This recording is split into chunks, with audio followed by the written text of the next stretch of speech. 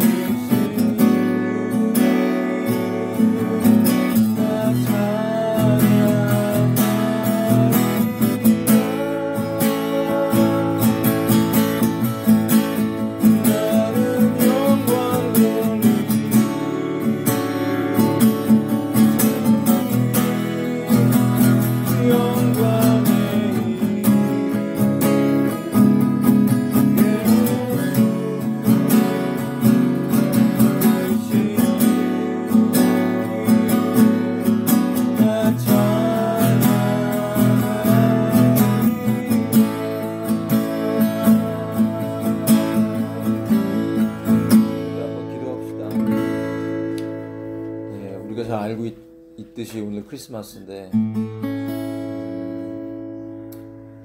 그런 의미, 진정한 의미와 그리고 예수님이 왜 이 땅에 오셨는지, 우리에게 베푸신 은혜가 얼마나 큰 것인지, 우리에게 어떤 의미가 있는 것인지 함께 나누기를 원해요. 같이 기도하실 때 우리가 오늘 예배 가운데 주님을 만날 마음의 준비들을 했으면 좋겠습니다. 함께 기도하면서 나갑시다. 마음의 평안이 임하도록 기도하시고 예수의 보혈로 덮어달라고 기도하십시다.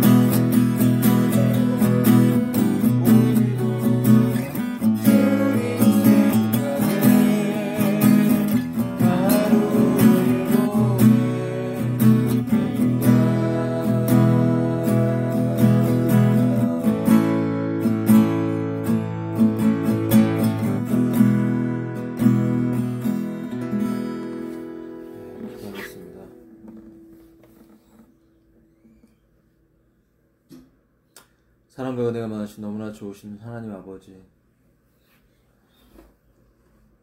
2022년 한 해가 저물어가고 있습니다. 이 연말에 그리고 크리스마스이고 이 주일에 우리가 주를 예배하기 위해 모였사오니 주님, 하늘문을, 그 열린 하늘문을 통해서 주의 보혈로 저희를 덮어주시고 순결하고 거룩한 영으로 새롭게 하셔서 우리가 주를 뵙고 그 말씀을 듣고 기도할 때 하나님, 우리의 예배가 참으로 하나님이 받으실 수 있는 예배가 되게 해 주시옵소서. 한 주간 지은 모든 죄와 허물과 세상에 묻은 모든 더러움들, 그 생각들, 육체의 모든 더러움들을, 오염된 것들을 보혈로 덮어주시옵소서. 씻어주시옵소서. 예배할 수 있도록, 주께 집중할 수 있도록 우리의 마음과 뜻과 중심이 오직 주님께 향하는 예배가 되기를 원합니다. 하나님, 육신은 피곤하지만 우리가 깨어서, 우리의 육이 깨어서 그 영의 말씀을 듣고 살아나며 하나님이 기뻐하는 삶을 살아갈 수 있는 존재로 우리가 빚어지기를 소망합니다. 하나님 아버지, 세상은 흥청망청, 그리고 또한 이 전 세계적으로 어려운 이 때에 하나님 아버지, 많은 사람들이 절망하고 좌절하며 어둠 속에 다니고 있습니다. 주님께서 불쌍히 여겨주시옵시고 긍휼히 여겨주셔서 주의 기쁨의 복음이, 그 생명의 역사가, 회개하라고 말씀하시는 그 하나님의 말씀들이 온 세계 열방을 향해 선포되게 해 주시옵소서. 하나님 아버지, 우리 영이 살기 원합니다. 주님과 교통하게 해 주시옵소서. 우리가 기뻐할 수 있는 근거를 만들어주신 주님께, 우리가 찬양할 수 있는 근거를 만들어주신 주님께 감사하며 그 생명의 역사가 충만하게 부어진 예배가 되기를 원합니다. 아버지, 이 예배를 주장하여 주시옵시고 모든 시작과 마침을 인도하셔서 하나님의 뜻이 이루어지는 시간 되게 하시며 모든 악한 마귀의 역사를 묶어주시고 우리의 마음의 중심을 주 앞에 드리며 각자가 예배에 성공할 수 있도록 함께하여 주옵소서. 하나님의 생명이 흘러넘치고 하나님의 은혜가 넘치는 예배가 되기를 원합니다. 아버지, 오늘 말씀을 비춰주시고 성령의 조명을 통해 우리가 듣고 전하고 나누고 기도할 수 있도록 도와주시옵소서. 감사와 찬양 올려드리며 예수 그리스도 이름으로 기도했습니다.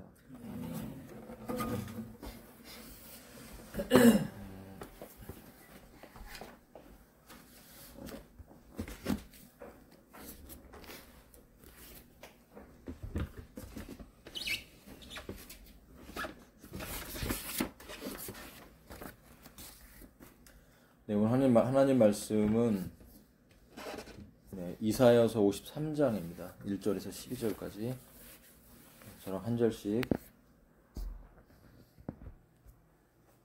교독하도록 하겠습니다. 우리가 전한 것을 누가 믿었느냐? 주의 팔이 누구에게 나타났느냐? 그가 그분 앞에서 연한 조목같이 마른 땅에서 나온 뿌리같이 자랄 터이니 그에게는 모양도 없고 우아함도 없으며 우리가 그를 볼 때에 그를 흠모할 만한 아름다움이 없도다. 그는 사람들에게 멸시를 당하고 거부되었으며 슬픔의 사람이요 고통을 잘 아는 자라. 우리는 그를 피하려는 것 같이 우리의 얼굴을 감추었으며 그는 멸시를 당하였고 우리는 그를 귀히 여기지 아니하였도다. 참으로 그는 우리의 고통을 짊어지고 우리의 슬픔을 담당하였거늘 우리는 그가 매를 맞고 하나님께 맞아 고난을 당한다고 생각하였노라. 그러나 그는 우리의 범법들로 인해 부상을 당하고 우리의 불법들로 인해 상하였노라. 그가 징벌을 받음으로 우리가 화평을 누리고 그가 채찍에 맞음으로 우리가 고침을 받았도다. 우리는 다 양 같아서 길을 잃고 각각 자기 길로 갔거늘 주께서는 우리 모두의 불법을 그에게 담당시키셨도다. 그는 학대를 당하고 고난을 당하였어도 자기 입을 열지 아니하였으며 도살장으로 향하는 어린 양같이 끌려가며 털 깎는 자 앞에서 잠잠한 양같이 자기 입을 열지 아니하는도다.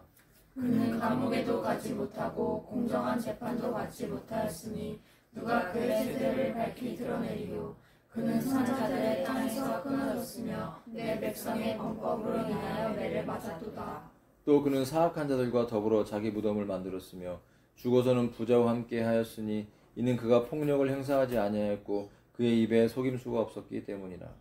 그러나 주께서 그를 상하게 하는 것을 기뻐하사 그를 고통해 주셨은즉 주께서 그의 혼을 죄로 인한 허물로 삼으실 때 그가 자기 씨를 보고 자기 날들을 길게 하며 또 주의 기뻐하시는 일이 그의 손에서 번영하리로다. 그가 자기 혼이 해산의 고통을 치른 것을 보고 만족하게 여기리라. 나의 의로운 종이 자기 지식으로 많은 사람을 의롭게 하리니 그가 그들의 불법들을 담당하리라. 다 함께. 그러므로 내가 그로 하여금 12절 같이 그로 하여금 위대한 자들과 몫을 나누게 하리니 그가 강한 자들과 노력한 것을 나누리라. 이는 그가 자기 혼을 쏟아부어 죽기까지 하며 범법자들과 함께 계수되었기 때문이니라. 그는 많은 사람들의 죄를 담당하였으며 범법자들을 위해 중보하였느니라. 아멘.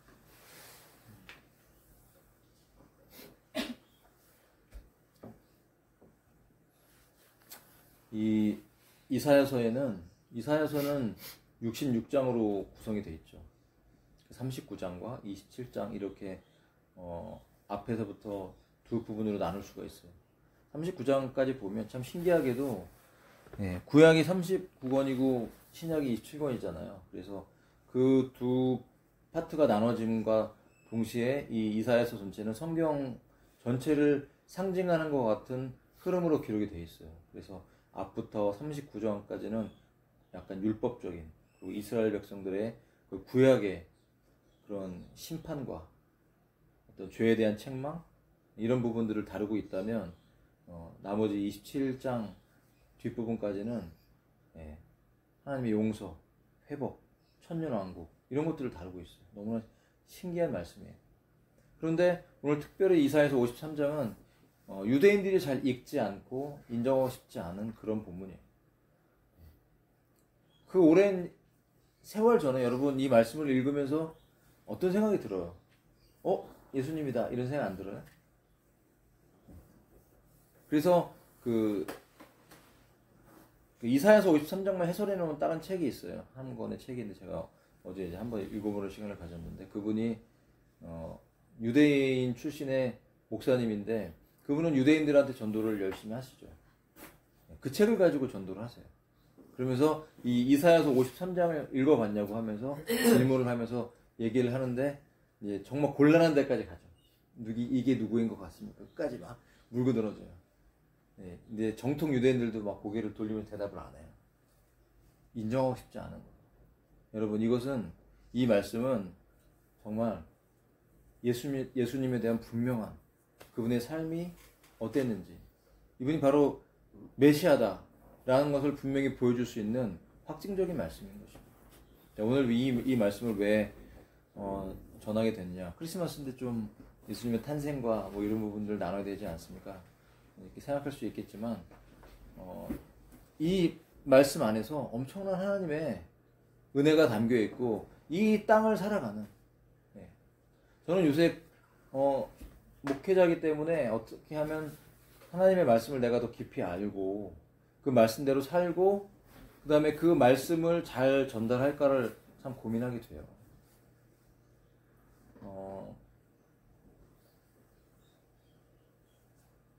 우리가 교회를 다닌다는 거, 예배 드린다는 거, 그리고 여러분 신앙에 대해서 고백할 때 뭐라고 고백해요? 예수 믿습니다 라고 고백하잖아요. 예수님이 누군지 아십니까? 여러분 예수님이 누구인지 정확하게 알지 못하면 우리는 예수님을 바르게 믿을 수가 없습니다.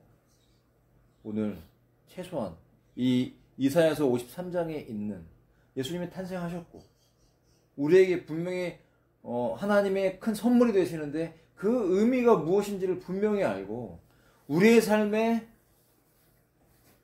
있는 인생의 근원적인 어떤 우울함, 슬픔, 고통, 좌절, 낙심, 열등감, 죄, 넘어짐, 고통, 심지어 오늘 본문에 나온 것처럼 학대나 고난, 감옥, 매맞음, 어떤 혼이 영혼의 해산의 고통, 아이를 낳는 것 같은 그런 고통의 시간들을 지나는 그런 모든 인간의 어둡고 칙칙한 아픔을 그 아픔과 그 고통이 바로 예수님 안에서 해결됐다라고 오늘 우리에게 선포해주고 있는 것입니다.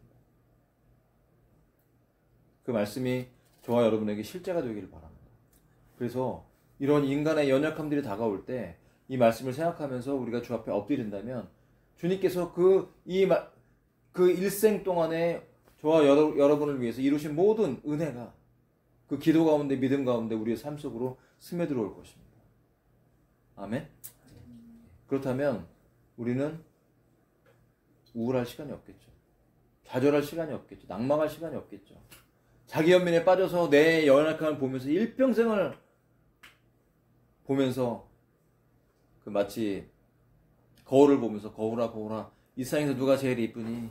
그러면 나 말고 다른 사람이 더 이쁘다고 그러면 막 그냥 독사가 갖다 입에 집어넣어서 죽여야지 라고 했던 그 고통받는 그 여왕의 그런 모습처럼 우리가 남하고 끝없이 비교하며 살 것이 아니라 저와 여러분이 얼마나 하나님의 존귀한 존재인지를 깨닫고 하나님의 사랑을 받으면서 그 사랑을 나눠주는 통로가 되어야 될 줄로 믿습니다. 사실 크리스마스는 그 의미는 여러 가지 이렇게 설들이 있지만 오래전에 AD 250년, 260년 그 부근쯤에부터 이제 기념하기 시작했었어요. 그리고 이제 시간이 지나면서 400년, 그다음 AD 1500년, 1600년 그런 종교 개혁을 지나면서 계속 이게 했다 안 했다. 그리고 이제 예를 들면 종교 개혁자들도 특히 이제 칼빈을 중심으로 한 장로교 출신들은 이건 지내면 안 된다. 그리고 다 금지시켰고 그다음에 의회에서 이걸 멈춰야 된다. 그랬다가 너무나 많은 이미 일반화됐기 때문에 이것이 반대를 했어요. 국민들이. 그래갖고 이제 법으로 통과시키려다 통과가 못 시켜서 또 이제 진행이 되고. 근데 또 그걸 반대했던 분들이 있었어요. 누구냐면 바로 퓨리탄들. 퓨리탄. 미국으로 넘어갔던 영국에서 그 믿음 때문에 배를 타고 그 멀리까지 넘어갔던 그들은 이걸 또 금지시켰어요. 그런데 이거 또 이제 부활했죠. 또 부활해서 지금은 굉장히 이 크리스마스의 의미가 정말 퇴색되어 있고 원래 사실 그 처음에 시작된 것도 부활절에도 그렇고 이 크리스마스도 그렇고 그 이미 그 날짜에 이교도들의 어떤 행사가 있었어요. 축제들이. 그래서 이 크리스마스 트리를 우리는 이제 교회도 안 했잖아요. 왜냐면 트리 자체 상록수 나무를 어떤 이방 종교가 그래서 나무를 세워놓고 이방 신에게 제사 지냈던 그런 습성이 바로 있었어요. 그게 바로 12월 25일인데 참 놀라운 건 뭐냐면 이 크리스마스라 그러면서 예수님의 탄생을 기념하는 이런 것들을 이방 종교와 이렇게 섞어버리는 일들이 항상 있더라고요. 부활절에도 부활절 그 부근에 있었던 비슷한 날짜들의 어떤 이방 신에게 제사 지내는 것과 이렇게 싹 섞어버려요. 그래서 우리는 사실 이해되지 않는 것을 하죠. 예를 들면 미국에서도 우리가 이 서구 문명에서는 부활절 같은 걸 기념할 때 토끼, 부활절 토끼를 얘기해요. 토끼하고 기독교하고 도대체 무슨 상관인지 모르겠는데 토끼라는 것은 다산의 상징이거든. 다산의 상징. 다산의 상징이라는 것은 에스타롯, 이스터. 이스터, 부활절을 이스터라고 그러는데 에스타롯, 이 여신의 상징. 여신을 숭배하는 그런 상징들은 바로 다산을 상징하죠. 애 많이 낳고. 그 다음에 이제 잘 먹고 잘 살게 해주세요 라고 하는 것은 바알 숭배. 그런 영적인 의미가 있는 것이에요. 그것이 이 기독교의 흔히 말하는 부활절과 크리스마스라는 이 절기를 없었던 거죠, 사실은. 만들면서 이렇게 이방 종교의 그런 습성과 섞여버리는 그런 일들이 사실 있었어요. 우리는 그래서 그런 분명한 영적인 의미를 잘 알고 있어야 돼요. 그래서 크리스마스 트리라든지, 부활절의 계란이라든지, 계란은 의미를 아세요? 계란이 왜 그런지? 부활하고 상관이 있을 것 같아요. 껍질을 깨고 나온 예수님. 박효거센가?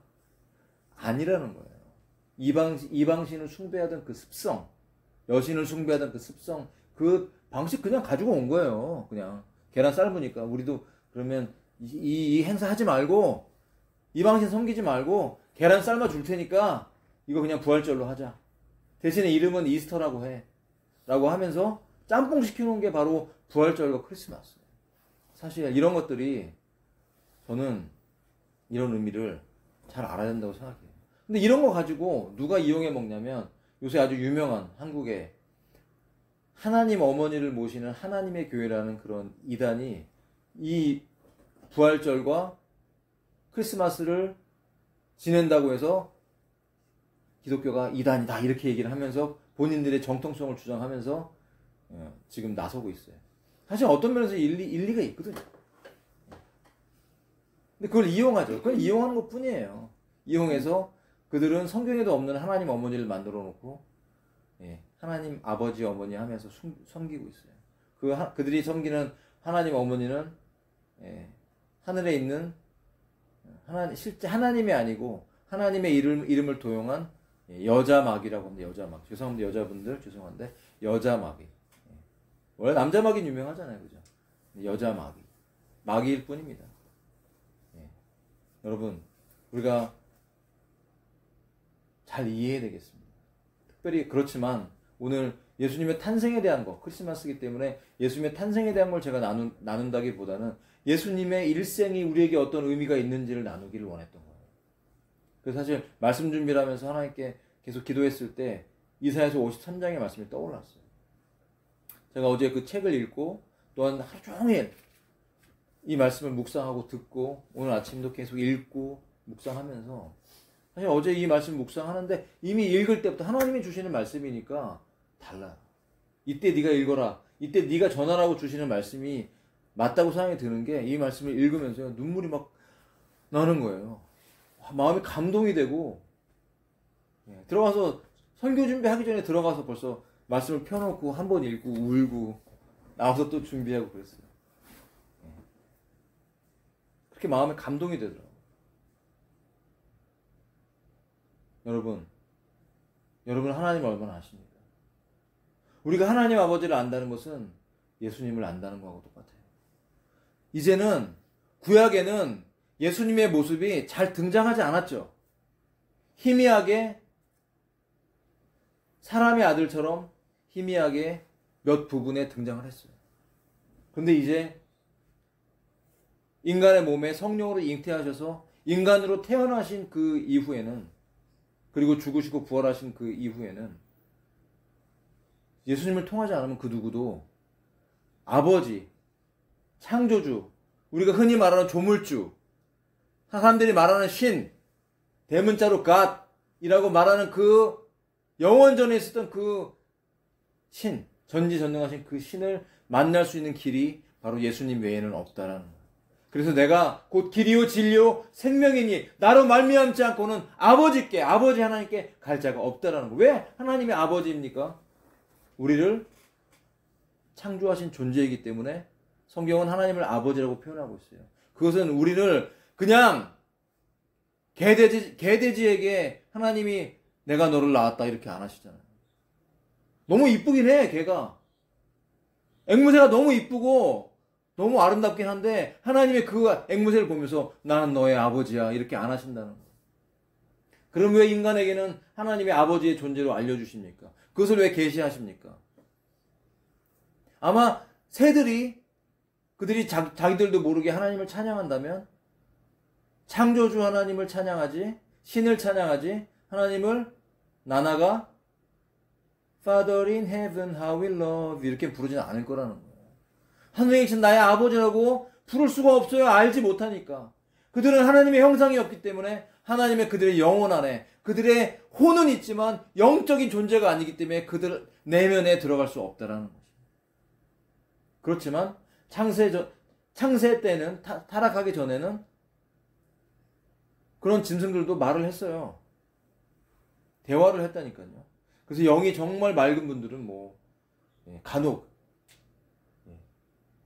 10세기에 한 명 나올 정도로 가끔 늑대랑 대화도 하고 이런 분도 이제 있을 수 있다라는 것이죠. 영의 세계가 열리면 그것이 가능하다라고 하고 있어요. 그만큼 우리에게 있어서 우리란 존재는 바로 하나님의 자녀로서 우리가 거듭나서 구원받으면 하나님의 자녀가 되는 것입니다. 모든 인간을 하나님이 만드신 것이지만 문제는 이제 이 세상에 마귀로 말미암아서 죄가 들어왔기 때문에. 저는 창세기 읽었을 때 창세기에서 아담과 하와가 선악과를 따먹고 타락하는 그 장면을 읽을 때 하나님의 음성이 제 내면 속에 들렸어요. 하나님의 슬픔이 오더라고요. 하나님의 마음이 오더라고요. 우리가 하나님을 안다는 것은 예수님을 안다는 것이고 예수님을 안다는 것은 예수님의 마음을 아는 것이에요. 여러분 친한 친구하고는 마음을 주고받지 않아요? 그죠? 내 마음을 진짜 안아주는 사람이 이 사람 진짜 친구다라고 말할 수 있는 거예요.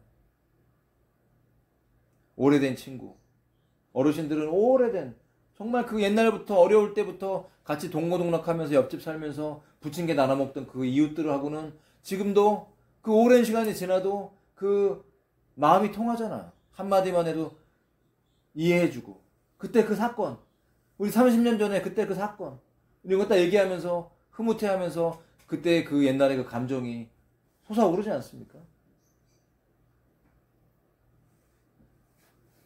친구는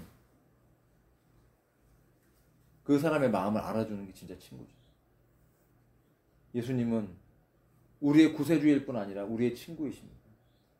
우리가 정말 주님과 얼마나 친하냐에 따라서 예수님은 그분의 마음을 우리에게 부어주세요. 다른 차원의 믿음을 알게 하세요. 우리가 어린 차원의 믿음은 어떤 것이냐? 그것도 나쁘다는 게 아니에요. 어린 차원의 믿음이 있죠. 우리가 믿음 생활을 시작하면은 처음부터 갑자기 믿자마자 바로 어떻게 돼요? 바로 성장합니까?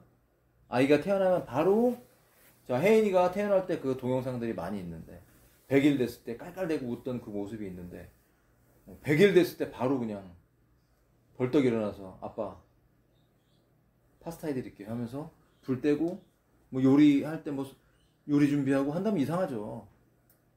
단계가 있잖아요. 단계. 믿음의 단계라는 거지. 우리가 믿음이 성장한다는 것은 그만큼 예수님의 마음을 아는 것이에요. 그리고 예수님의 마음을 안다는 건 예수님이 어떻게 사셨는지를 이해하고 그 사실 때 예수님은 어떠셨을까 그 마음을 공감하면서 그 마음을 알아들이는 그런 존재. 그게 바로 믿음이 성장한 것이죠. 믿음이 어리고 작은 믿음일 때는 하나님께서 우리에게 하신 것들만 생각해요. 그건 또 이거하고 똑같아요. 자녀가 어렸을 때는 그냥 부모의 사랑을 일방적으로 받고 부모가 해준 걸 생각하지만 나이가 들고 철이 들수록 부모님의 은혜에 대해서 생각하는 거예요. 아 그때 참 힘드셨겠구나. 얼마나 그 힘든 중에도 예를 들면 우리나라를 일으켰던 30년 전, 40년 전, 50년 전 그 6.25가 터진 이후로부터 그 어렵고 힘든 시대에 못 먹고 지냈던 때 나는 못 먹어도 우리 새끼들은 먹일 거야 하면서 허리띠 쫄라매면서 보릿고개를 지내면서 눈물 쏟으면서 여러분 지금 얼마나 편한 시대에 살고 있어요. 얼마나 문명이 발달했습니까. 어려운 시절도 있었다는 것이에요. 기저귀 빨려고 여러분 그 똥기저귀 다 싸고 갖고 새벽에 나가서 냇가에 가서 얼음 깨고 그 안에 그 얼음물에다가 여러분 기저귀 빨아봤어요? 여러분 당연히 안 빨아봤겠지. 애도 안 낳았으니까. 예? 안 빨아봤죠? 저희는 잘 몰라요. 저희 세대는 상상만 하는 거죠. 근데 조금 저 같은 경우는 조금 맛본 게 뭐냐면 군대 갔을 때 강원도 철원에서 그 추운 데서 하니까 예. 본부대 떠나갖고 이등병 때 저기 산골짜기에 있는 산꼭대기에 있는 저희는 이제 발칸부대여갖고 전 통신병으로 갔는데 통신병들 이렇게 전화도 받아야 되고 뭔가 이렇게 필요하잖아요. 그 통신분과가 필요하니까 갔는데 다른 부대에 한 막사 하나 빌려갖고 이제 빌 붙어서 거기서 지내는 거 몇 달 동안 한겨울을 거기서 보냈는데 가자마자 예, 정말 약간 또라이 같은 상병 하나가 있었어요. 그 친구가 얼마나 또라이냐면 귀찮으면요 자기 빨래를 안 하고서 이렇게 빨래 보면 보통 이렇게 빨래에 널어놓으면은 거기 이름표를 걸어놓거든요. 상병 누구 이렇게 하고 이름표를 옷비누로 걸어놔요. 왜 걸어놓냐면 그거 내 거니까 가져가지 말라는 거. 왜냐면 그 군인들은 없으면 그냥 자기 그 남의 팬티도 그냥 찝어가고 막 그러거든요. 왜냐면 어차피 나라에서 준 거니까 위치 이동한다 이렇게 생각을 해요. 이 친구는 어떻게 하냐면 어떻게 소문이 났냐면 많이 걸려서 이제 으뚜게 맞기도 했는데 팬티 빨아놓은 게 없으면은 가서 고참이든 좀 자기 밑에든 상관없이 여기서 걸려있으면 팬티 아무거나 하나 뜯어와서 입고 자기 입던 거 걸어놓고 그런 친구예요. 근데 제가 그 추운 겨울에 그 부대를 갔었는데 처음에 아무것도 모르잖아요. 그러니까 뭐 빨래 빠는 거, 이렇게 걸레 빠는 거 알려주겠다 그러면서 갔는데 와 진짜 얼음물에 걸레를 빨더만요. 맨손으로. 그걸 경험을 하는데요. 진짜 여기 다 터지는 것 같아요. 그래서 조금 알아요. 아 어르신들 참 힘들었겠구나. 옛날에 추울 때, 응? 기저귀 빨 때, 빨래할 때 응? 비누도 좋지도 않은 비누 발라갖고 이렇게 나무로 딱딱딱딱 때려가면서 빨래하잖아요. 그것뿐만이 아니죠. 얼마나 힘든 시간들을 지났어요. 그러니까 나이가 들면 부모님들이 힘들었던 그런 것들을 생각하면서 철이 든다고 하잖아요. 그와 마찬가지로 우리도 믿음이 성숙해지면 내가 받은 거, 내가 받은 복만 세일 것이 아니라 맨날 하나님께 달라고 하는 것이 아니라 하나님께 내가 좀 드릴 게 없을까? 하나님을 더 어떻게 하면 더 사랑할 수 있을까? 하나님 마음을 기쁘게 드리고 싶다. 이러한 믿음의 철이 든다는 것이죠. 오늘 이 말씀을 우리가 묵상하면서 믿음의 철이 좀 들었으면 좋겠어요. 저를 포함해서 우리 모두가 하나님이 이미 주신 것도 많고 하나님께서 앞으로도 우리에게 많은 걸 주실 거예요. 하나님이 주시지 않으면 인생을 살 수가 없어요.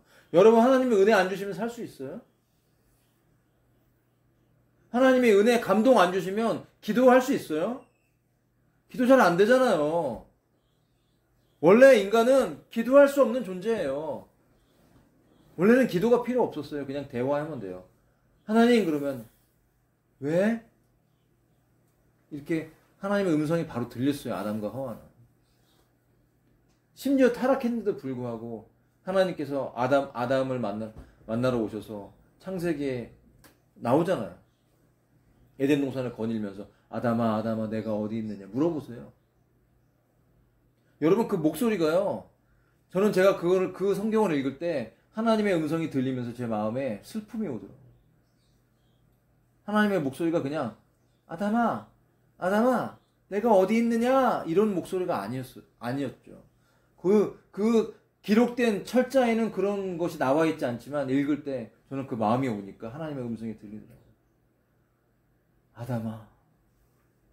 아담아 내가 어디 있느냐 라는 그 음성은 바로 죄를 짓고 타락한, 그래서 그 인류가 모두가 죄가 유전돼서 태어나면 억울하긴 한데 내가 따먹지 않은 선악과로 말미암아 내가 죄인으로 태어난다는 것은 사실 굉장히 인간의 입장에서는 억울할 수 있는 부분이에요. 우리가 다 이해할 수 없어요. 하지만 아무리 억울해도 죄가 실제로 실제하는가 아닌가 하는 것이 중요한 것이죠. 여러분 억울하다고 해서 억울해. 그러면 억울해하면서 늘 하나님 왜 선악과 따먹게 내버두셨어요? 선악과 왜 만드셨어요? 하면서 하나님을 원망한다면 우리는 영원히 구원받을 수 없는 존재가 되는 것입니다. 여러분 영적 구원에 있어서 우리가 믿음 생활에 있어서는 여러분 이게 꼭 좋은 의미는 아닌데 일부분은 실용주의가 필요합니다. 무엇이든 신앙적으로 나에게 유익되는 쪽으로 우리는 믿음으로 받아들여야 됩니다. 그렇지 않고 불평하고 투정하고 하나님 원망하면서 일생을 다 보내는 사람들이 실제로 존재한다는 거예요.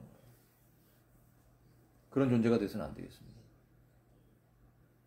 일면 억울한 면은 있지만 그러나 죄라는 것이 내 안에 실존한다는 것을 깨닫다면 이 죄를 해결하기 위해서 처리하기 위해서 오신 예수님의 그 은혜를 우리가 충분히 알고 받아들이면서 내 안에 그 은혜가 임해서 내 안에 죄가 해결되도록 하는 일에 우리는 최선을 다해야 될 것입니다. 왜냐하면 그 죄의 문제가 해결돼야 우리는 비로소 웃을 수 있는 거예요. 기뻐할 수 있고 감사할 수 있고 행복한 것이. 행복이 어디서 옵니까? 돈에서 옵니까? 많은 사람은 돈이 전부라고 생각해. 수많은 사람들은 돈을 벌기 위해 몸부림쳐요. 그 노력을 저는 가상하게 생각합니다. 재주도 있고 노력도 있어요. 돈 버는 게 쉬운 게 아니잖아요. 음식점으로 하더라도 제대로 성공하는 사람들 보면 잠을 안 자고 합니다. 돈가스 집을 하는데 새벽 2시부터 돈가스를 준비하더라고요. 그날 먹을 걸 자기가 다 준비를 해요. 그럼 왜 직원들은 안 나옵니까? 아니 직원들은 새벽부터 나오면 힘들잖아요. 하고 본인은 이제 서빙을 해요. 튀기는 건 직원들이 하고 재료를 사장이 다 준비를 해요. 예. 성공할 수 있는 거죠. 그 노력이 가상해요. 큰 기업을 만들어서 애쓰고 수고하는 회장들. 요새 그 드라마가 유행했잖아요. 뭐 재벌집 아들 보면서 사람들이 대리만족을 느끼나 봐요. 예. 그 재벌을 막 이미 다 알고 있으니까 미래에서 왔거든요. 그런 사실 미래에서 못 오잖아요. 예. 근데 세상은 막 그런 판타지 드라마 좋아하잖아요. 과거에서 오고 미래에서 오고 미래에서 와서 막 고려 시대로 가갖고 거기서 막 라면 끓이고 예. 햄버거 만들어서 막 그 왕한테 대접하고 그런 거 보면 막 신기하고 재밌잖아요. 대리만족을 느끼고 뭔가 어떤 카타르시스를 느끼는 거죠, 인간이. 그래서 큰 기업, 삼성 같은 대기업을 막 자기가 투자해서 번 돈으로 거의 사다시피 하는 그런 걸 보면서 어떤 대리만족을 느껴요. 돈, 명예, 권력, 힘 그런 걸 통해서 얻을 수 있는 세상의 많은 것들을 누리려고 사람들이 땀을 흘리고 노력합니다. 그러나 여러분 그 자체가 우리를 행복하게 하는 것은 아닙니다. 우리 인간에게 정말 행복한 것은 무엇이냐면 바로 우리 내면에 자리 잡고 있는 죄. 그 죄로 말미암아 우리에게 흘러나오는 수많은 고통이 있어요. 자, 그 고통이 이 본문에 나와 있는데 뭐라고 나와 있냐면요. 자, 첫 번째 1절 보세요. 우리가 전한 것을 누가 믿었느냐? 주의 팔이 누구에게 나타났느냐? 이런 질문을 던지면서 2절에 곧바로 그분에 대해서 소개를 해요. 이름은 안 나와 있죠. 그분이 바로 우리는 예수님이라는 걸 알고 있어요. 자, 그분은 어떤 분이냐? 마른 땅에서 나온 뿌리같이 자랄 거고 모양이 없대, 모양이. 자, 여러분 모양이 있다라고 하면 이제 옛날 말로 하면 뭐예요? 본때가 있다. 자, 예수님은요 본때가 없대요. 외모를 봤을 때 그렇게 본때 있게 잘생긴 분이 아니라는 거예요. 장동건처럼 뭐 요새 유명한 무슨 막 진짜 우리나라에 잘생긴 애 있잖아요. 막 외국 나가도 막 이름 잘 모르겠는데 아무튼 예? 다니엘? 다니엘이 누구예요? 다니엘 김? 다니엘 해니? 뭐 잘생겼죠. 뭐 황 누구도 있잖아요. 뭐 아무튼 진짜 뭐 보면 사람들이 막 뭐 보면 굉장히 막 말도 안 되고 막 인생 자체가 억울해지는 얼굴이잖아요. 딱 보면 나는 뭐지? 뭐 이런 생각이 드는 사람들 그런 사람도 있잖아요. 근데 그 사람도 별로 없어요. 하지만 여러분 그렇게 우리가 볼 때 완벽하게 생긴 것처럼 보이는 사람들 완벽하게 생기고 진짜 아무것도 부러울 것이 없을 것처럼 보이는 온 세상 모든 걸 다 쥐고 있는 것 같이 보이는 뭐 요새 뜨고 있는 손흥민? 네, 메시의 뭐 별명이 GOAT? GOAT라고 그러잖아요. 뭐 The Greatest 뭐 of all 뭐 지어내기도 잘해. 근데 결국은 그래봤자 염소인 거예요. 염소. GOAT. 예수님 다시 오시면 너 양이냐 염소냐 그러면 저는 GOAT입니다. 그러면 왼편에 있고 영원한 불도 떨어지는 거가 고트예요. 우스갯 소리가 아닙니다. 이게 실제로 그런 것들이 우리에게 보여주는 이미지가 분명히 있는 거예요. 그런데 예수님은 본때가 없대요. 흠모할 만한 아름다움이 없다는 거 외모적으로 봤을 때. 자, 3절입니다. 자, 예수님 어떤 걸 당했어요? 사람들한테 멸시당했어요. 거부당했어요. 슬픔의 사람이에요. 슬픔의 사람. 저는 여기서요. 제 안에 어떤 힐링이 일어나는 걸 경험했어요. 저도 살아오면서 슬픔의 시간들이 꽤 있었거든요. 슬픔의 시간들. 슬펐어요. 다 가정사니까 밝히기가 좀 그런데 저희 집안에 흘러내려오는 가정사. 저희 집안에 이렇게 좀 권총으로 쏘시는 분도 계시고 친한 사람은 아니에요. 근데 저희 종씨니까 대통령을 이제 총으로 죽인 분도 계세요. 누군지 아시죠? 박 대통령을 총으로 죽인 사람이 저희 집안이거든요. 굉장히 좀 이렇게 피가 별로 안 좋은 것 같아요. 약간 흐름이 죄가 많은 집. 물론 이제 그 뿌리를 찾아가 보면 이제 뭐 왕족도 있다고는 하는데 뭐 저는 왕족이라고 꼭 좋은 건 아니잖아요. 어쨌든 그런 어떤 슬픔의 시간들을 제가 지나고 나서 이 본문을 딱 읽고 옛날 생각이 나면서요. 저는 예수님이 슬픔의 사람이라는 이 대목에서 저한테 위로가 되더라고요. 아, 내가 슬퍼했던 시간들을 바라보면서 왜 하나님이 나에게 내 인생의 슬픔을 허락하셨을까? 왜 내 인생에 어려웠던 어렵고 힘든 시간들을 허락하셨을까라고 생각했을 때 저는 오히려 제 마음속 위로가 되고 은혜가 됐어요. 왜? 아, 예수님은 슬픔의 사람이라네. 이해가 되는 거예요. 내가 슬퍼했던 시간들이 있었으니까 예수님이 슬픔의 사람이라는 이 부분이 위로가 되면서 동일시가 되면서 제 안에 하나님의 은혜가 밀려 들어오는 것을 경험했습니다. 고통을 압니다. 예수님. 여러분 고통스러웠던 적이 있으시죠? 솔직히 어떻게 보면 항상 고통스럽지 않아요? 인생은 고다 라고 머리 민 분들이 그런 말 잘하잖아요. 인생은 고다. 인생은 고통이랍니다. 그런데 그 고통을 어떻게 해결하는 방법을 그분들은 몰라요.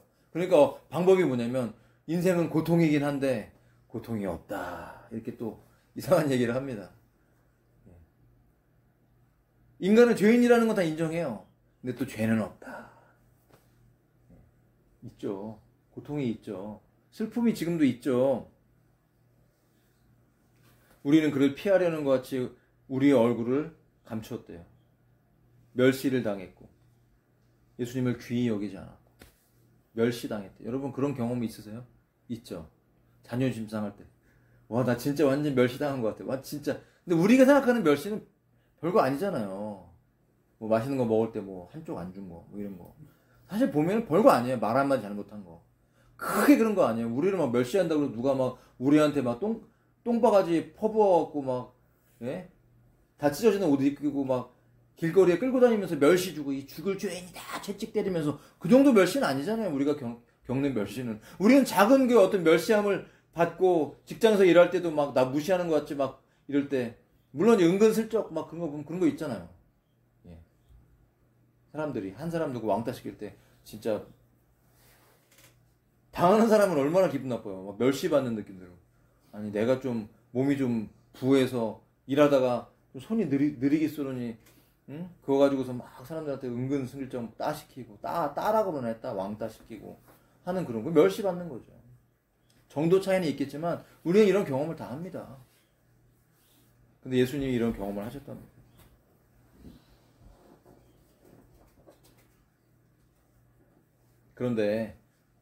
그러나 그렇게 보이고 이런 경험을 했지만 실제로는 그분은 어떤 분이냐? 우리의 고통을 짊어지고 우리의 슬픔을 담당하셨다는 거예요. 하지만 우리는 그가 매를 맞고 하나님께 맞아 고난을 당한다고 생각해요. 그가 뭘 잘못했기 때문에 그의 죄 때문에 하나님이 그를 벌하셨다고 생각했다라는 거죠. 누가 그랬을까요? 누가 그렇게 생각했습니까? 유대인들이. 그렇게 예수님을 생각하고 대신 바라바를 살려주고 예수님을 십자가 못 박아 죽이는 이런 처참한 죄를 저질렀고 우리도 그 안에 사실 함께 했다고 저는 생각합니다. 십자가에 못 박는 그 현장에 여러분 없었습니까? 없었죠. 없었지만 모든 인류가 그 십자가 밑에서 손가락질 하던 그 모든 인생 안에 우리도 함께 들어가 있다고 성경은 의미하고 있는 것입니다. 그러나 그는 우리의 범법들로 인해 부상을 당했대요. 채찍에 맞았고 여러분 아시잖아요. 제가 말씀드렸죠. 고대의 그 채찍이 얼마나 무서운 채찍인지. 가죽 채찍 끝에 쇠꼬챙이가 달려있어서 쇠가 갈고리가 그 쇠를 가지고 그 채찍을 가지고 등을 내려 찍으면 갈고리에 그 꼬챙이가 살을 파고 들어가서 꽂힙니다. 그리고 그걸 뜯죠. 살점이 뜯어나가면서 피가 터져나가는 거. 이거로 수십 대 맞았으면 등이 어떻게 됐겠어요? 몸이 너덜너덜. 그 고통은 말로 할 수가 없는 거예요. 이미 십자가에 달리기 전에 로마 군병에게 채찍에 맞아서 온몸이 다 피로 너덜너덜해진 상태에서 패션 오브 더 크라이스트는 실제로는 더 하다고 해요. 더 실제로는 더 하답니다. 상상으로 만들어놨지. 십자가의 고통, 채찍에 맞은 고통, 그 멸시와 천대와 그 부상과 그 징벌, 그것은 바로 우리 때문에 우리의 범법들, 우리의 죄, 우리가 죄인으로 태어난 그 대가, 우리가 아담과 하와 안에서 내가 따먹진 않았어도 유전된 그 죄 때문에 나도 내가 아담이고 내가 하와라고 생각해야 된다고 성경은 우리에게 말씀하고 있는 것이에요. 내가 아담이고 내가 하와이지 않으면 우리는 그 선악과의 사건이 우리에게 미쳐지는 이 죄로 미쳐지는 것을 우리는 절대 이해하지 못합니다. 여러분 받아들이셔야 돼요. 내가 하와이고 내가 아담이라고 받아들이셔야 돼요. 그래야 우리에게 유전된 이 죄에 대한 문제를 우리는 해결할 수가 있어요. 억울해하지 맙시다. 받아들이고 순전하게 대신 그 죄와 그 범법, 그 징벌이 바로 예수님이 그것을 대신 받으심으로써 우리가 하나님과 깨어졌던 그 관계, 하나님과 우리 사이에 죄라는 담이 지금도 모든 인류에게 있는데 우리가 하나님께서 그 아들 예수님을 보내서 십자가에 이런 고통을 받게 하시고 죽기까지 순종하게 하신 그 사건을 통해서 그 대가 지불, 그 공의를, 하나님의 공의를, 하나님의 진노, 죄를 지었기 때문에 그 죄인을 죽일 수밖에 없는 그 하나님의 진노를 삭히기 위해서 그 진노가 예수님께 다 쏟아 부어졌다라고 성경은 말씀하고 있는 것입니다. 우리가 받아야 될 그 진노가 하나님의 아들 예수님 앞에 다 쏟아 부어져서 그 죄를 다 들이마시고 죄의 자체가 돼서 저주받은 자가 돼서 십자가 달려 죽기까지 순종하셨다라는 것이에요. 우리는 다 양 같아서 길을 잃고 각각 자기 길로 갔거늘 주께서는 우리의 모두의 불법을 그에게 담당시키셨다는 거예요. 보라, 세상 죄를 지고 가는 하나님의 어린 양이로다. 여러분, 하나님의 어린 양을 믿음으로 보시기 바랍니다. 하나님의 어린 양은 예수님입니다. 그 어린 양이 요한계시록에 등장합니다. 아멘? 다시 오신다는 거예요. 다시 오십니다. 공중으로도 오시고 지상으로도 오세요. 이것을 말하고 있는 것이 요한계시록이에요. 알아야죠. 이 시대는 알아야 됩니다. 왜냐하면 예수님이 오실 날이 가까이 오고 있기 때문에. 너무나 가까이 오고 있어요. 얼마 전 독일에서 나온 애니메이션 동영상을 봤는데요. 이게 몇 년 걸릴지 모르겠지만 지금 3만 명을 동시에 아이들을 태어나게 할 수 있는 인공 자궁을 개발 중입니다.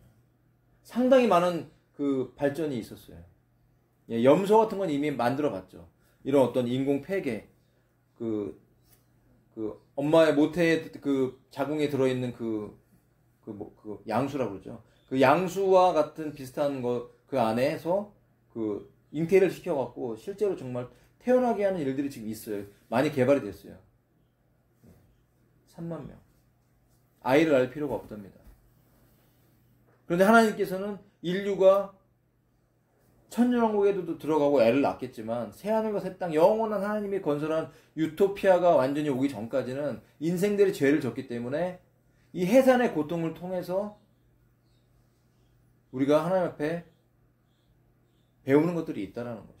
하나님 허락하신 이유가 있는 것이. 근데 그 하나님이 정하신 것들을 인간이 뒤바꾸려고 한다. 옛날에 고대 때 잃어버렸던 네피림의 DNA, 거인들이 실제로 있었습니다. 이게 발굴됐지만 다 감춰져 있거든요. 골리앗이 거인이잖아요.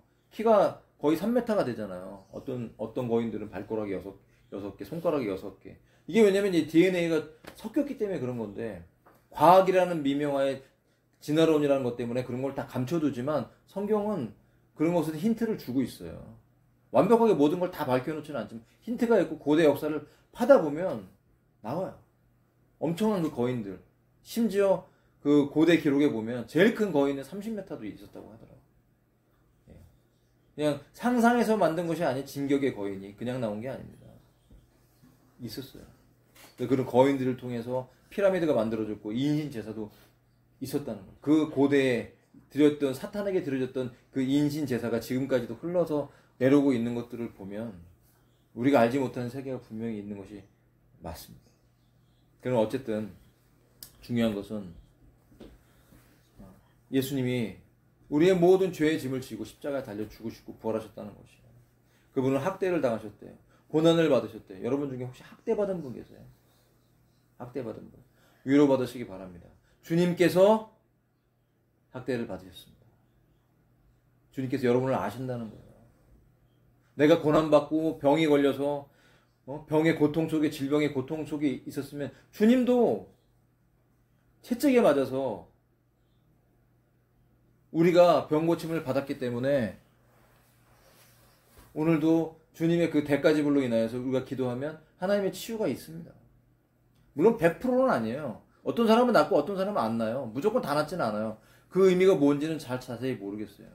그런 하나님의 비밀 안에 그것이 들어가 있는 것이죠. 그러나 어쨌든 치유가 임하고 있다는 것이죠. 하나님이 공식적으로 이것을 우리의 질병의 문제를 예수님을 통해 해결하셨다는 것입니다.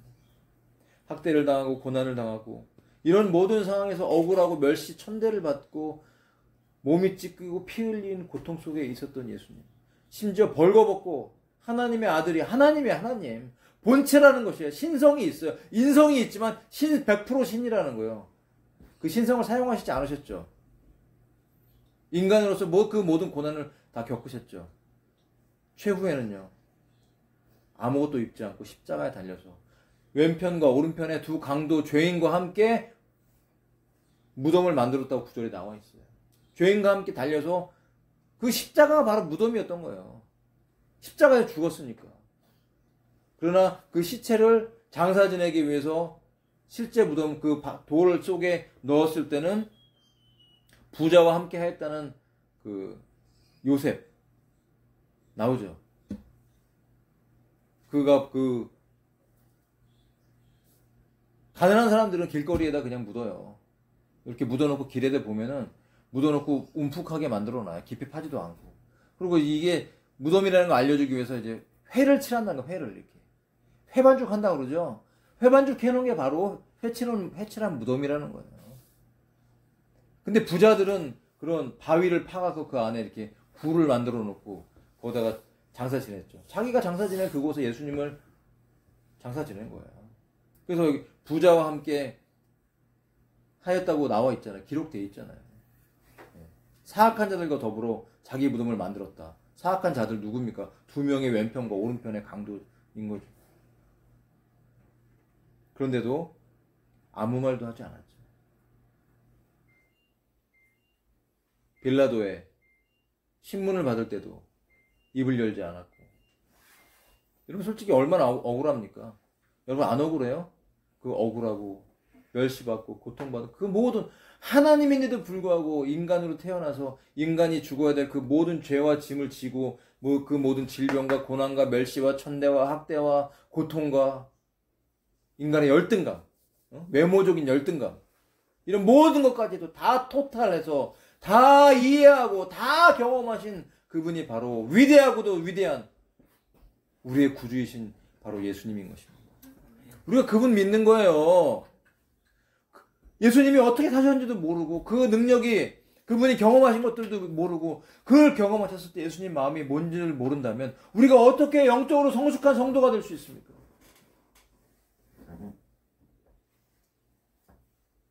우리가 기도할 때 구할 때 물질도 주시고 건강도 주시고 축복도 주셨다고 해서 늘 그거 내가 받은 것만 자랑하면서 일평생을 살 것이 아니라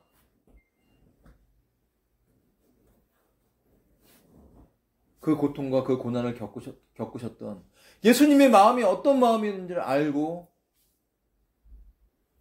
예수님이 기뻐하실 때 같이 기뻐하고 예수님이 슬퍼하실 때 같이 슬퍼하면서 우리가 남은 인생을 주님의 손을 붙잡고 주님과 함께 살아가는 존재가 된다면 동행한다면 우리가 어떻게 하나님의 천국에 들어가지 못하겠습니까?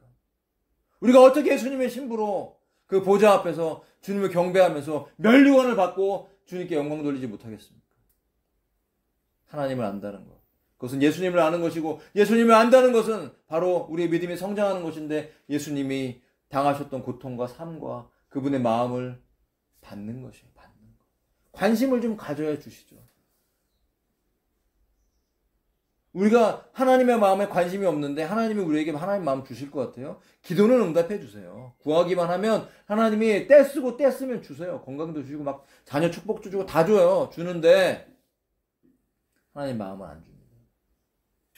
그런데 때로는 내 몸이 아파서 질병이 치유되는 것 같지도 않고 물질의 문제가 해결되는 것 같지도 않고 어떤 삶의 문제가 해결되지 않는 여전히 그런 것 같다 할지라도 하나님이 진짜 사랑하는 사람에게는 그 하나님의 마음을 부어주신다.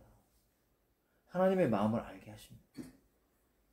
하나님의 마음을 아는 사람 누굽니까? 하나님과 하나 되는데 그 하나님이 누구예요? 바로 예수님이죠. 예수님과 하나 되는 마음을 가진 사람. 그분 아는 거죠. 이게 바로 여러분 영생이라고 성경이 말하고 있다니까요. 영생이 누굽니까? 하나님과 그 보내신 자를 믿고 아는 것이에요. 아는 것. 그분을 안다는 게 뭐예요? 그분의 삶을 아는 거죠. 그리고 그분의 마음을 아는 거죠. 기도할 때 그 마음이 오고 기도할 때 내가 필요한 것만 따다다다다 구하는 게 아니라 하나님의 마음을 받으면서 기도하는 거. 내가 누구를 위해 기도할 때도 중보 기도할 때도 하나님의 마음이 그 사람을 향한 하나님의 마음에 올 때 그 하나님의 마음대로 기도하는 거예요. 내 마음대로 기도하는 게 아닙니다. 기도는 내 마음대로 하는 게 아닙니다. 기도는 하나님의 마음대로 하는 겁니다. 할렐루야. 그럼 하나님의 마음을 알게 해달라고 기도해야죠. 그거 먼저 기도해야죠. 하나님 마음이 없으면 멈추고 왜 내 안에 하나님 마음이 없니? 내가 이렇게 차가운지 점검하면서 내가 죄가 있나? 내가 뭐가 문제가 있나 돌아보면서 하나님 앞에 회개할 때 하나님 이유를 알려주세요. 이유가 있다는 거, 이유 없는 건 없어요. 어떤 사람은 얘기합니다. 아, 누구는 다 계획이 있네. 그죠? 항상 잘 준비하는 사람한테 너는 항상 계획이 있구나. 하나님은 항상 계획이 있으십니다. 모든 걸 다 알고 계시기 때문에. 전지하시고 전능하시고 영원 전부터 영원 후까지 여러분 우리와 함께 하기 위해서 저와 여러분을 하나님의 자녀로 만드셨고 예수님을 통해서 구원의 길을 여시고 그 믿음 때문에 우리가 이 자리에 앉아 있는 거잖아요. 예? 그쵸? 여러분 제가 오늘 오븐에 구운 맛있는 고기만을 먹기 위해서 오신 것은 아니잖아요. 영옥이 만든 파스타만 먹으려고 오신 거 아니잖아요. 그죠? 사실 그런 것들은 부수적인 기쁨이에요. 물론 기뻐요. 그러나 그 모든 기쁨, 우리가 누리고 있는 기쁨, 모든 것들의 원인 되시는 것 바로 하나님 아니십니까? 하나님의 존재. 그 하나님의 존재를 보여주신 분이 바로 예수님. 그러니까 예수님 아니면 하나님 모릅니다. 우리는.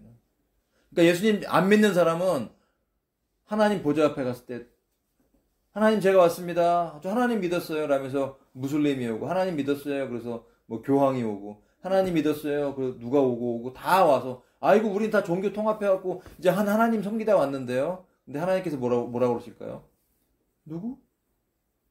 누구세요? 하면서 하나님께서 외면하실 때 우리는 지옥 불구덩이 떨어진다는 거예요. 웃을 일이 아닙니다. 우리가 인정받을 수 있는 단 한 가지 조건. 하나님 보좌에서 내가 너를 안다고 인정받는 한 가지 조건. 바로 예수님이 우리 안에 있어야 되고 더 나아가서 우리의 상급이 빛나는 면류관이 되려면 칭찬이 있으려면 부끄럽게 구원을 간신히 받을 수도 있고요.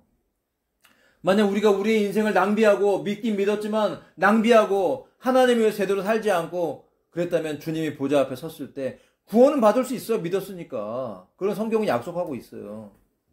그러나 우리가 행했던 모든 행위의 삶들이 예수 그리스도의 반석 위에 세워진 주님과 연관된 주님과 동행한 삶의 흔적이 아니라면 그 모든 것들이 다 불타 없어지고 우리의 상급은 없다. 그 상급이 없는 부끄러운 모습이 영원토록 천국은 천국인데 저기 형제는 간신히 부끄러운 저기 뭘 천국이 손가락질 하지 않겠지만 자기 스스로가 기뻐하면서도 참 구원받아서 감사하긴 하지만 참 나는 면류관이 별로 없네 라는 그런 모습이라면 그것이 하나님이 우리에게 요구하시는 모습이겠습니까? 아니라는 것이죠. 여러분 주님을 아십시다. 주께서 아버지께서 예수님을 상하게 하는 것을 기뻐하셨습니다. 왜 그랬을까요? 말 그대로 저와 여러분을 구하기 위해서입니다. 그의 혼을 주께서 그의 혼을 죄로 인한 헌물로 삼으실 때 그가 자기 씨를 보고 그가 누구예요? 예수님이 자기 씨를 보고 그분의 씨가 누구예요? 바로 저와 여러분인 거죠. 자기의 날들을 길게 하며 또 주의 기뻐하시는 일이 그의 손에서 번영하리로다. 이런 은혜와 구원과 부흥의 역사가 바로 그 십자가의 죽음을 통해서 우리에게 나타났다는 것을 말씀해주고 있는 것입니다. 그가 자기 혼이 해산의 고통을 치른 것을 보고 만족하게 여기리라. 그런 멸시를 받았는데 그런 수치를 당했는데 그런 고통을 당했는데 그 고통을 통해서 이루어진 인류의 구원을 보면서 예수님은 만족하게 여겼다는 거예요. 기뻐했다는 것이에요. 그분이 바로 우리의 구세주 예수님입니다. 어떻게 해야 되겠습니까? 예? 우리가 주님께 어떻게 해야 되겠어요, 여러분? 반응하시기 바랍니다. 이 주의 구원을 경험하셔야 되지 않겠어요? 이런 주님을 진짜 만나야 되지 않겠, 제대로?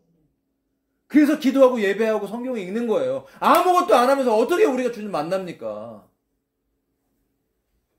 넷플릭스 틀어놓고 보면서, 아, 이거 기도지. 넷플릭스 보면서, 오징어 게임 보면서, 기도해야지. 저 피는 예수님의 피야. 라고 한다고 해서 우리가 주님 만나는 것이 아니에요. 때로는 그럴 때가 있어요. 저는 영화 보다가도 극장에서 은혜 받은 적 여러 번 있거든요.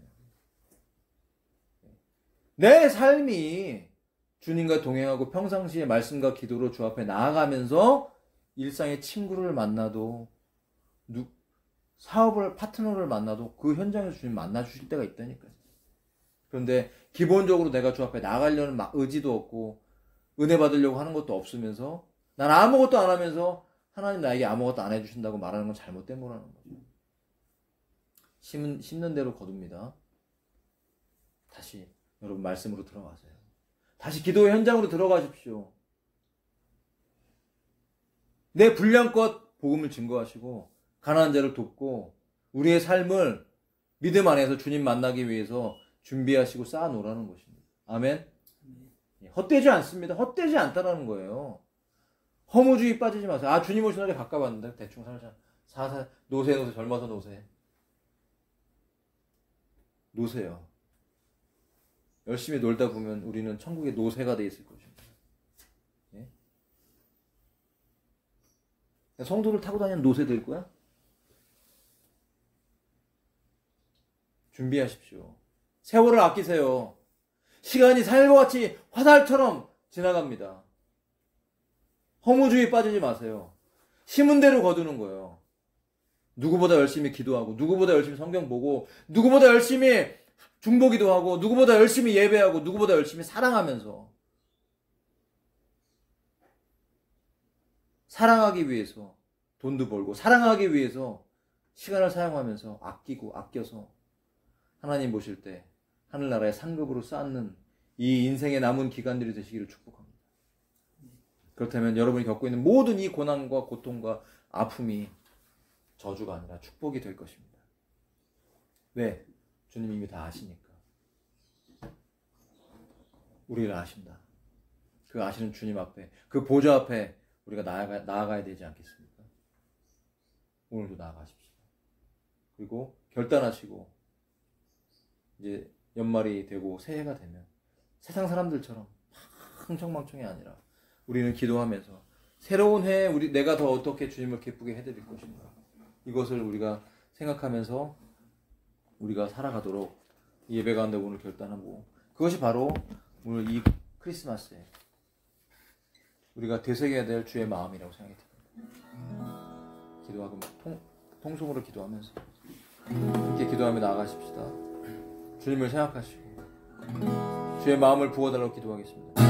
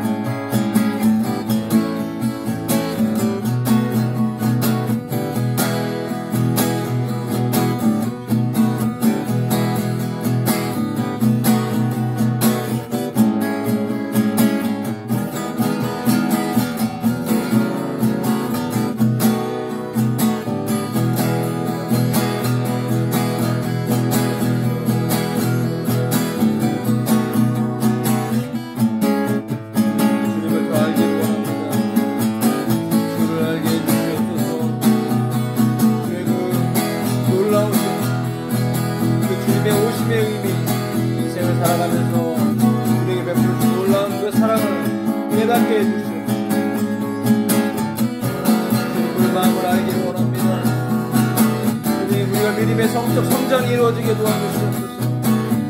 할렐루야. 세월을 아껴서 주를 위해 주와 함께 동행하며 살아가는 인생들이 되기를 원합니다. 헛되이 쓰는 삶이 아니고 우리의 남은 인생이 하나님의 기쁨 되기를 원합니다. 그 보좌 앞에 섰을 때 부끄럽지 않도록 내가 주를 위해 살았습니다. 내가 주를 위해 내 삶을 드렸습니다. 고백할 수 있는 저희가 되기를 원합니다. 할렐루야. 도와주시옵소서. 예.